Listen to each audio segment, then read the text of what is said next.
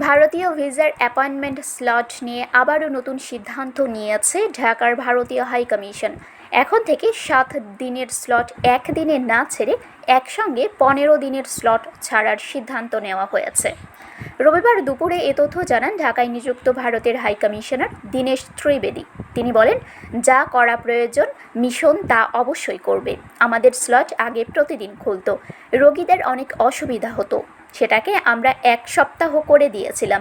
সেটার অভিজ্ঞতা অনেক ভালো হয়েছে। এবার সেটাকে আমি 15 দিন করেছি। তিনি বলেন, আমাদের মূল লক্ষ্য থাকবে যে যারা ভিসার আবেদন করছেন তাদের ন্যূনতম সমস্যা না হয়, এটাই আমাদের অগ্রাধিকার। প্রসঙ্গত, অ্যাপয়েন্টমেন্ট বুকিং রবিবার থেকে বৃহস্পতিবার দুপুর 12টা থেকে বিকেল 5টা পর্যন্ত এবং শনিবার সকাল 10টা থেকে দুপুর 12টা পর্যন্ত খোলা থাকবে।